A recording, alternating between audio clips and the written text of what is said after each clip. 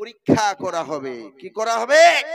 জালিম বাদশা, জালিম শাসক দিয়ে তোমাদের পরীক্ষা করা হবে যে তোমার ঈমান আছে কি নাই। শেষ জামানায় দাজ্জাল আসবে, দাজ্জাল জিন্দা মুর্দাকে জিন্দা করে দেবে। আপনার ঈমান কি চলে যাবে? চলে যাবে কি? যাবে না। তো এই ভাইরা, আজকে আমি সুপ্রিম কোর্টের আইনজীবী হিসেবে বলছি, এই আইনটাকে খুব দক্ষতার সহিত পড়াশোনা করার পর এবং এর বিরুদ্ধে বিভিন্ন লেখার পর আপনাকে এটা বলতে চাইছি, ভারতবর্ষের সংবিধানের মূল জিনিস, ভারতবর্ষের সংবিধানের ড্রাফটিং কমিটির চেয়ারম্যান কে ছিলেন ভাই? বলুন না এখান থেকে, কেউ বলুন। বি.আর. আম্বেদকর নাকি? বি.আর. আম্বেদকর বলেছিলেন সংবিধান রচনা করার পর যে সংবিধান রচনা, সমস্ত সংবিধানকে দেখে সংবিধান রচনা করা হয়েছে, বিশ্বের শ্রেষ্ঠ সংবিধানকে দেখে এই সংবিধান রচনা করাছে। বিশ্বের আরেকটা সর্বশ্রেষ্ঠ সংবিধানের নাম জানেন?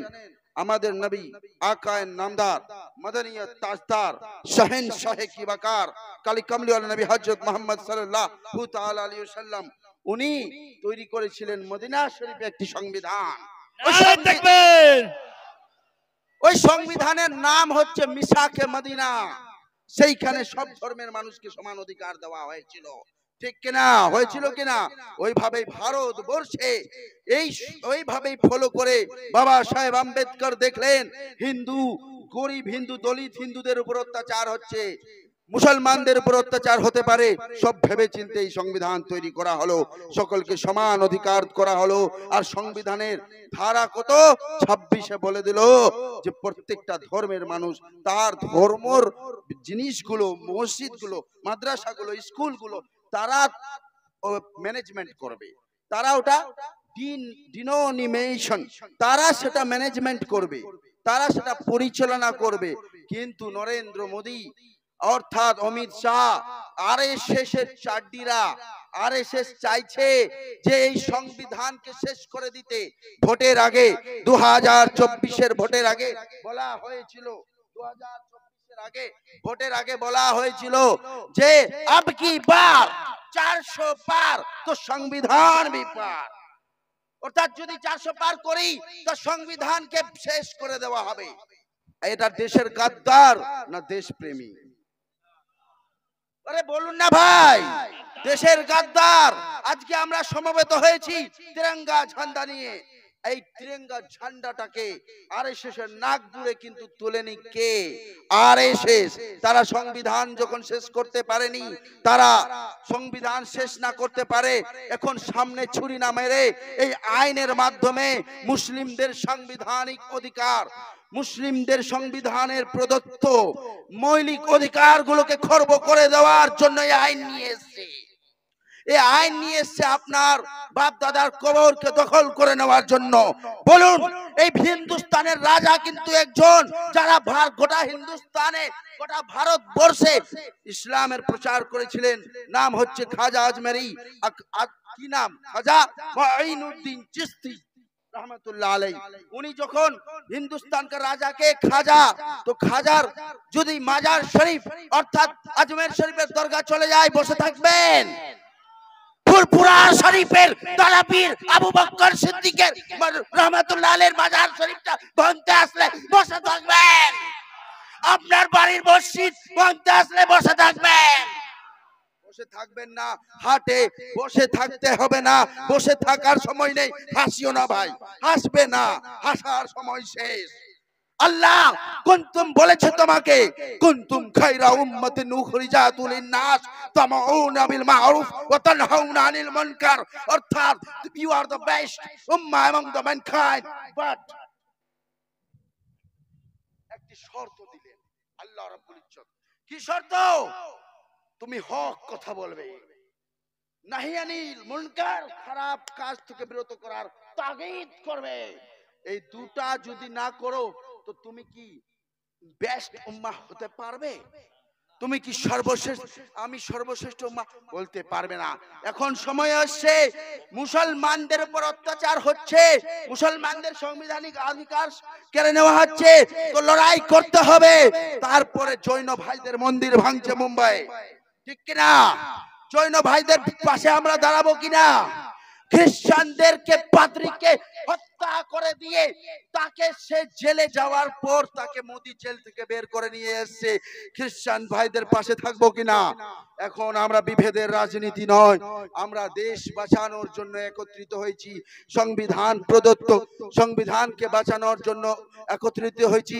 এই মোদি যখন রাম মন্দিরের রায় সুপ্রিম কোর্ট দিয়েছিল, নরেন্দ্র মোদি বলেছিল এবং নরেন্দ্র মোদির চেলা আন্ধ ভক্তরা বলেছিল যে না, রাম মন্দির খুব সুন্দর রায় দিয়েছে সুপ্রিম কোর্ট, ঠিক কিনা? বলেছিল কিনা? 370 কাশ্মীরে হটিয়ে দিল, খুব সুন্দর রায় দিয়েছে সুপ্রিম কোর্ট। যখন নরেন্দ্র মোদির ইচ্ছা অনুসারে, অর্থাৎ তার যেটা ভালো লাগে সেটা নিয়ে কাজ করে, তখন কিন্তু সুপ্রিম কোর্ট খুব ভালো। আর যখন ন্যায়ের কথা বলে, অন্যায়ের বিরুদ্ধে সুপ্রিম কোর্ট বলে, সুপ্রিম কোর্টে গেল, এত আইন বললো। অনেকে বললে কি বললো জানেন? পার্লামেন্টে গিয়ে মোদির মন্ত্রী বলছে, কি বলছে? বলছে আমরা মুসলমানদের ভালো চাই, মুসলমানদের ভালোর জন্য ওই আইনটা নিয়ে আসছি। গাধা যদি শুনে না বিজেপি মুসলমানদের ভালো চায়, গাধা হাসবে, কিন্তু এখন হাসুন, গাধাও হাসবে। বিজেপি মুসলমানদের ভালো চাইবে? একটা মুসলমান এমপি বিজেপির নাই, একটা মুসলমান এমপি বিজেপির আছে, একটা মুসলিম এমপি আছে। যে মুফাক্কিরুল ভাই আসছে, আপনারা ওনাকেও স্বাগত জানান, মন দিয়ে শুনুন, ওনারও শুনবেন। তাহলে নারাই তাকবীর, নারাই তাকবীর, নারাই রিসালাত, নারাই রিসালাত, নারাই তাকবীর, নারাই রিসালাত, লব্বাইক ইয়া রাসূলুল্লাহ, নারাই রিসালাত, লব্বাইক ইয়া রাসূলুল্লাহ। আমরা বাঁচাতে এসেছি সংবিধান। আমি বলবো সংবিধান বাঁচাও, আপনি বলবেন দেশ বাঁচাও। আমি বলবো দেশ বাঁচাও, আপনি বলবেন সংবিধান বাঁচাও। দেশ বাঁচাও, দেশ বাঁচাও। হাত তুলে সবাই হাত তুলুন। দেশ বাঁচাও, দেশ বাঁচাও। আরেকটা কথা বলবো, দেশ বাঁচাও, আপনি বলবেন সুপ্রিম কোর্ট বাঁচাও, বিচার ব্যবস্থা বাঁচাও। সুপ্রিম কোর্ট বাঁচাও, দেশ বাঁচাও, সুপ্রিম কোর্ট বাঁচাও, দেশ বাঁচাও, দেশ বাঁচাও, দেশ বাঁচাও, দেশ বাঁচাও, দেশ বাঁচাও। এবার বলবেন সংবিধান বাঁচাও, দেশ বাঁচাও, দেশ বাঁচাও। মোদি হটাও, মোদি হটাও, মোদি হটাও, মোদি হটাও, অমিত শাহ হটাও, যোগী হটাও। আরএসএস মুক্ত ভারত করতে হবে, করতে হবে। আরএসএস মুক্ত ভারত, আরএসএস মুক্ত ভারত, আরএসএস মুক্ত ভারত, আরএসএস মুক্ত ভারত, আরএসএস মুক্ত ভারত, আরএসএস মুক্ত ভারত। একবার শুনুন, আরএসএস বিজেপি একটা স্লোগান দিয়েছিল, কংগ্রেস মুক্ত ভারত। কি বলেছিল? কংগ্রেস মুক্ত ভারত। আমরা বলবো আরএসএস মুক্ত ভারত। কারণ যারা, তো কথা হচ্ছে, যারা বলেছিল সুপ্রিম কোর্ট খুব ভালো, সুপ্রিম কোর্ট খুব ভালো, তারা এখন সুপ্রিম কোর্টকে গালি দিচ্ছে। কারা গালি দিচ্ছে ভাই? মোদি অন্ধভক্তরা, মোদির অন্ধভক্তরা গালি দিচ্ছে সুপ্রিম কোর্টকে। টুইটার বোঝেন? এক স্যান্ডেল টুইটার, টুইটারে বলছে সুপ্রিম কোর্ট, সুপ্রিম কোঠা। কি বলছে? সুপ্রিম কোঠা। খারাপ ভাষা বলছি না, এটা মোদির লোকেরা, মোদির চামচারা, মোদি ভক্তরা, দেশদ্রোহীরা বলছে সুপ্রিম কোর্ট কোঠা। কোঠা মানে জানেন? মানে বলে দিই, বেশ্যাখানা। সুপ্রিম কোর্টকে যদি বেশ্যাখানা বলতে পারে, এরা দেশপ্রেমী না দেশের দেশদ্রোহী? দেশদ্রোহী। সবাই বলুন না ভাই, দেশদ্রোহী। তো যারা দেশের দ্রোহী, আমরা ব্রিটিশদের কাছ থেকে যদি আমরা ব্রিটিশকে ভাগাতে পারি, এই ভারতবর্ষকে থেকে যদি উৎখাত করতে পারি হিন্দু মুসলিম এক হয়ে, তো এই নরেন্দ্র মোদীকে উৎখাত করতে সময় লাগবে, সময় লাগবে। মোদীকে উৎখাত করবেন কিসের মাধ্যমে, কিভাবে করব? প্রশ্ন আসছে, প্রশ্ন আসছে কিসের মাধ্যমে, কিভাবে করব? একমাত্র উপায় আন্দোলন। নিজের গরমাহাট বলে একটা শের আছে উর্দুতে, আকরামুল বাগানি খুব ভালো ছেলে, সাংবাদিক, ভালো বক্তব্য দেয়, শুনবে। কথা হচ্ছে उसूलों पर अगर आँच आए, उसूलों पर अगर आँच आए, टकराना जरूरी है, टकराना जरूरी है। तू जिंदा है तो जिंदा नजर आना जरूरी है, तू जिंदा है तो जिंदा नजर आना जरूरी है। कुराने उलेमाए किराम मौजूद আছেন, কুরআনে বলছে কিছু লোককে মুর্দা বলেছে কিনা, ওরা জিন্দা, আসলে তো জিন্দা, ওরা তো মানে হৃৎপিণ্ড চলছে, শরীর চলছে, কিন্তু মুর্দা বলেছে কেন? তাদের মধ্যে সেই ক্ষমতা নেই, ঈমান নেই, তাই তো?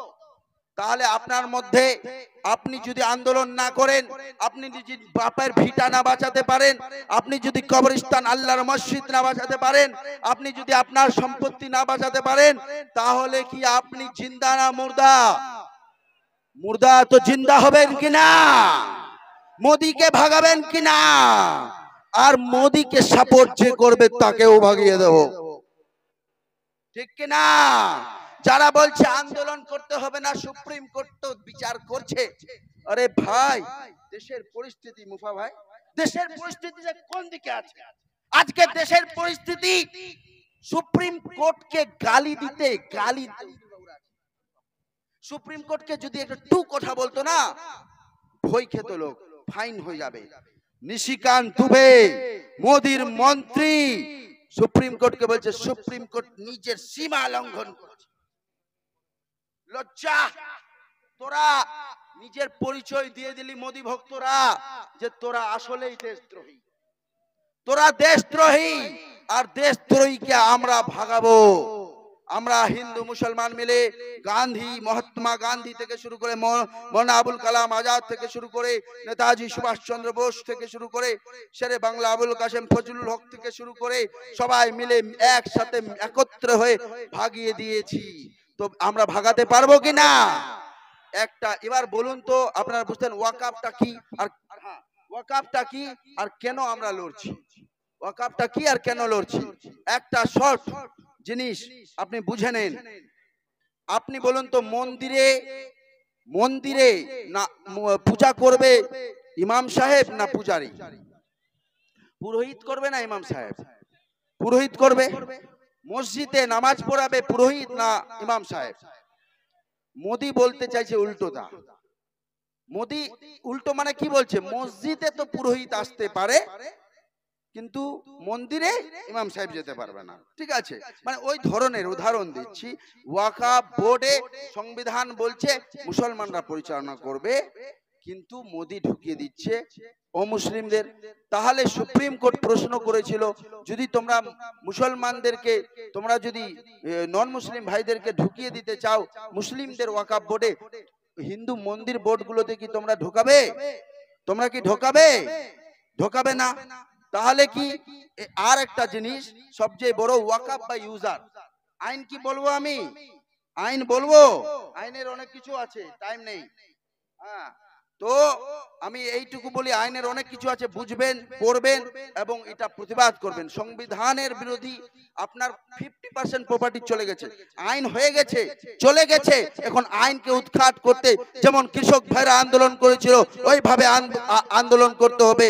আর আমাদেরকে একটা কথা বলি, এর মাঝে হিন্দু মুসলমান আমরা বিভেদ করব না। কারণ যদি পার্লামেন্টে 232 জন এই ওয়াকাফ আইনের বিরুদ্ধে ভোট দিয়েছিল, ওই 232 এর মধ্যে 40 জন মুসলমান, 192 জন কিন্তু হিন্দু ভাইরা ছিল। তো আমরা মনে করব আমরা একসাথে লড়াই করব, আমরা হিন্দু মুসলিম ভাই ভাই, হিন্দু মুসলিম ঐক্য, হিন্দু মুসলিম ঐক্য, হিন্দু মুসলিম ঐক্য। ওয়াকাফের কালো আইন মানছি না, ওয়াকাবের কালো আইন মানছি না, ওয়াকাবের কালো আইন মানছি না। এই বলে আমি আমার সংক্ষিপ্ত বক্তব্য আইন ব্যাখ্যা করলাম না। सरफरोशी की तमन्ना अब हमारे दिल में है, देखना है जोर कितना बाजुए कातिल में है। वो आखिर दावाना अल्हम्दुलिल्लाह रब्बिल आलमीन।